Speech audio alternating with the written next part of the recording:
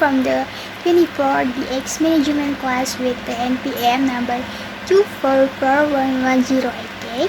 I will explain the material from Human Research Management Strategy and Analysis.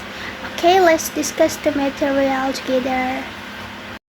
Oke, di slide pertama ada Human Research Management Strategy and Analysis, yaitu menjelaskan bahwa manajemen sumber daya manusia strategis atau Strategic Human Research Management atau HIRM merupakan kerangka kerja untuk keberhasilan organisasi yang berkelanjutan. HRM menempatkan fungsi HR bukan hanya sebagai administratif, misalnya urusan gaji atau rekrutmen, tetapi sebagai mitra strategis bisnis. HR berperan dalam menentukan arah jangka panjang perusahaan, memastikan kesiapan tenaga kerja untuk menghadapi tantangan masa depan.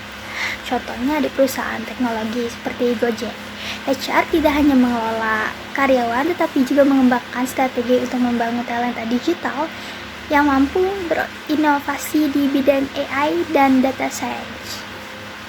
Lalu di slide kedua, what is Strategic Human Research Management?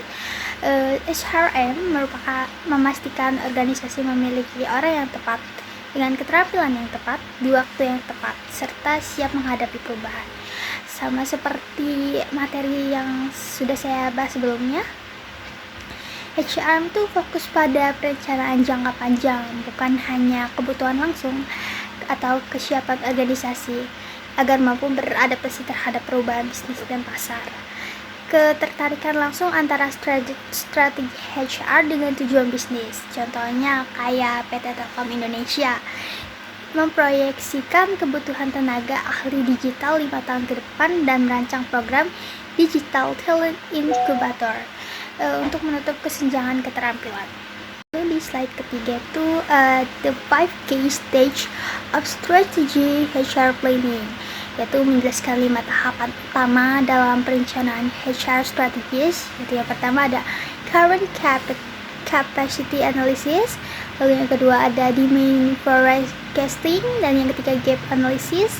Keempat ada strategy development dan implementation. Yang kelima ada monitoring and evaluation. Oke, kita bahas satu-satu. Yang pertama itu ada analisis kapasitas saat ini. Menilai kemampuan dan kompetensi karyawan yang ada. Contohnya kayak Bank BCA menilai bahwa 30% staf cabang belum memiliki sertifikat digital banking.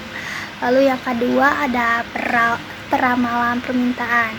Itu menentukan kebutuhan tenaga kerja di masa depan. Contohnya memproyeksikan kebutuhan analisis data terhadap memproyeksikan kebutuhan analisis data tambahan selama 3 tahun ke depan. Lalu yang ketiga ada analisis kesenjangan, mengidentifikasikan selisih antara kondisi saat ini dan kebutuhan masa depan. Contohnya kayak kekurangan 200 staf dengan keahlian data analitik. Lalu yang keempat ada pengembangan dan implementasi strategis, yaitu menyusun program pelatihan atau rekrutmen baru. Contohnya kayak membuat program data academy gitu. Lalu yang kelima ada pemantauan dan evaluasi, mengevaluasi hasil program terhadap KPI. Contohnya mengukur meningkatkan efisiensi kerja atau penurunan turnover.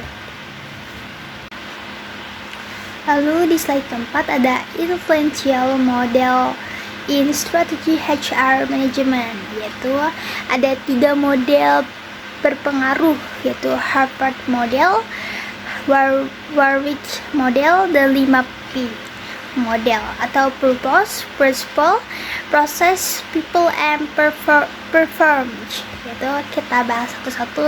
Yang pertama ada Harvard model, itu menekankan keseimbangan antara kepentingan manajemen, karyawan, dan pemegang saham. Contohnya ada di perusahaan Astra Group, mengembangkan sistem reward yang seimbang antara kinerja individu dan kontribusi tim.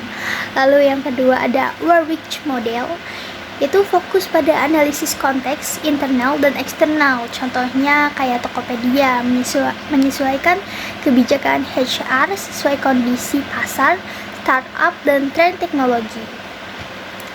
Yaitu ada 5P model, yaitu menyatukan visi atau purpose, nilai atau principle, proses kerja atau proses, dan people adalah orang, dan hasil ada performance. Contohnya kayak Unilever Indonesia yang mengaitkan semua KPI karyawan dengan prinsip Sustainable Living Plan.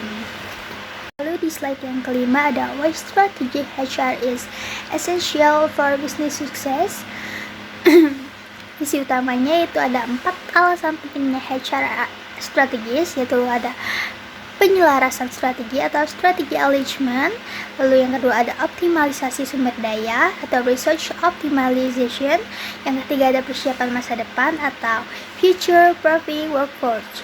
Dan keempat ada mitigasi risiko atau risk mitigation. Contohnya kayak perusahaan energi seperti PLN menggunakan HR strategi untuk memastikan transisi menuju energi terbarukan berjalan dengan tenaga kerja yang terlatih di bidang teknologi hijau, mengurangi risiko kehilangan talent kritis.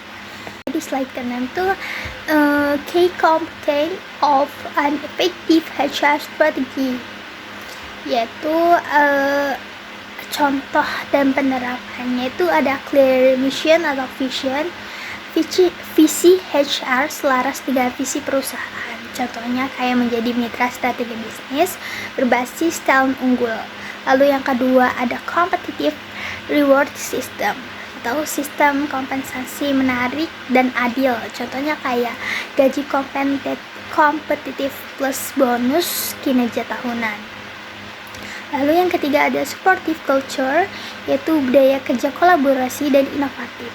Contohnya kayak Google Indonesia menerapkan budaya open feedback. Lalu yang keempat ada succession planning, ada regenerasi kepemimpinan berkelanjutan. Contohnya kayak Astra memiliki management training program.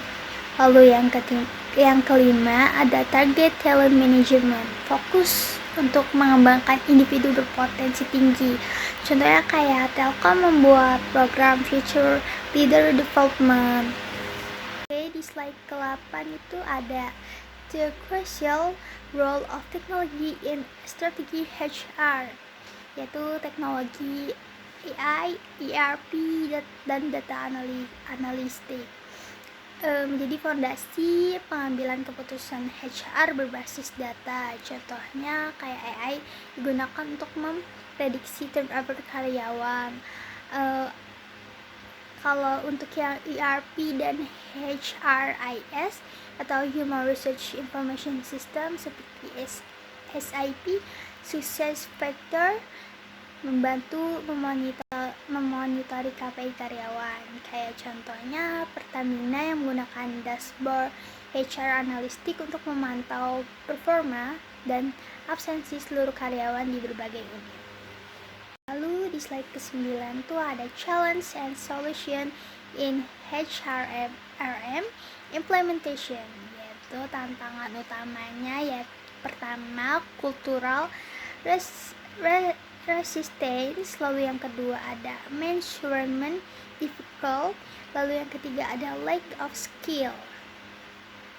Solusinya yaitu yang pertama komunikasi perubahan dan pelatihan berkelanjutan, lalu ada investasi dalam sistem HR digital untuk mengukur ROI HR, lalu yang ketiga meningkatkan kapasitas tim HR agar mampu berpikir strategi.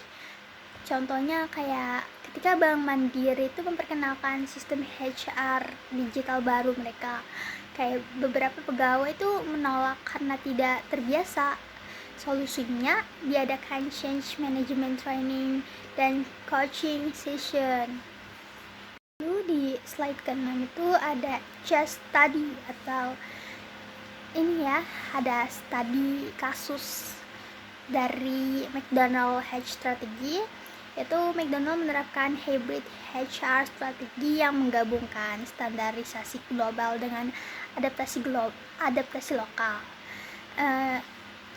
Contohnya kayak standarisasi, kayak semua pegawai itu dilatih dengan standar pelayanan global. Kayak McDonald luar negeri itu atau adaptasi lokal.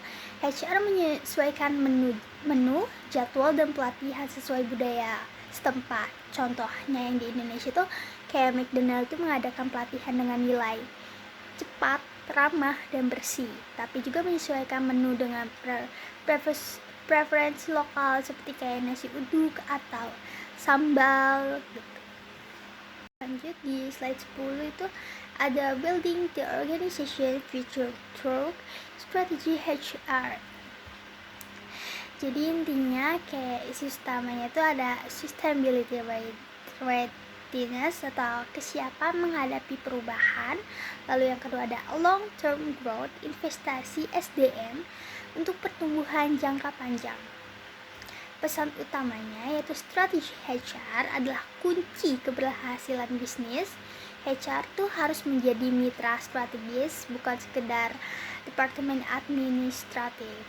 Contohnya kayak perusahaan seperti Danone Indonesia kayak mengaitkan program SDM yaitu dengan target keberhasilan atau SDGs. Misalnya kayak pengembangan pemimpin muda dan kesetaraan gender di tempat kerja.